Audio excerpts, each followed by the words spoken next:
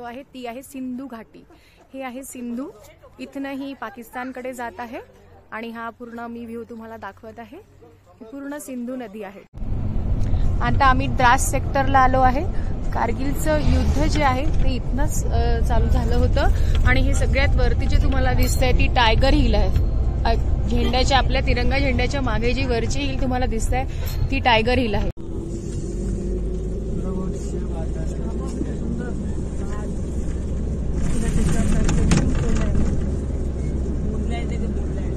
ये है मूनलैंड।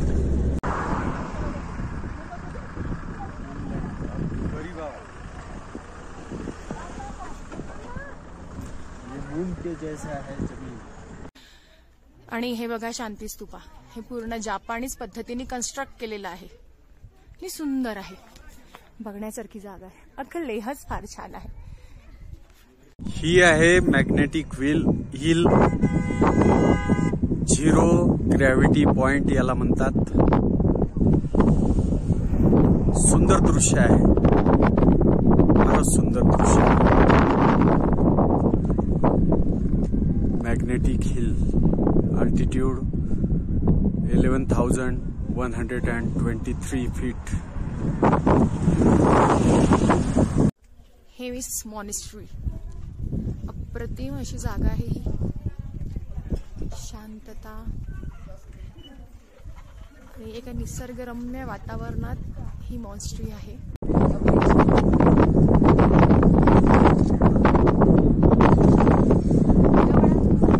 ही सिंधू नदी आहे। सिंधू नदी ही लार्जल नदीचा पॉइंट आहे, संगम पॉइंट। आलो आहे ते आहे शे पॅलेस आणि हे जे शे पॅलेस आहे इथले जे राजा आहे उन्हाळ्यामध्ये इथे राहायला यायचे, कारण हे थंड हवेचा प्रदेश असल्यामुळे ते इथे स्टे करायचे। आणि हे आहे शे पॅलेस, अतिशय सुंदर असं इथलं दृश्य आहे।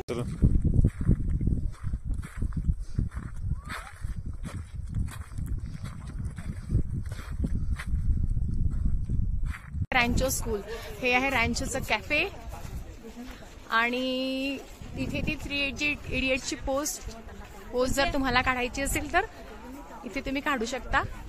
आणि समोर जे तुम्ही पिक्चर मध्ये बघितलं होतं तो वॉशरूम बाथरूम करतो ती भिंत।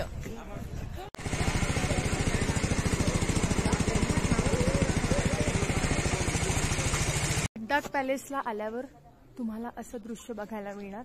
खूप सुंदर पॅलेस आहे हा लद्दाख मधला, लेह मधला। लेह लद्दाख एकच आहे आणि याच्या वरच्या माळावर आल्यावर तुम्हाला लेह शहर पूर्ण बघायला मिळणार। आता आम्ही लेहच्या हुंडर सँड ड्यून इथे आलेलो आहे। इथलं वैशिष्ट्य असं आहे की इथे तुम्हाला अशा प्रकारचे कॅमल्स दिसणार। कॅमल तुम्हाला इथे पाहायला मिळणार, हे याचं वैशिष्ट्य आहे। आणि ही जागा अतिशय अप्रतिम आहे, निसर्गरम्य आहे। थँक्यू।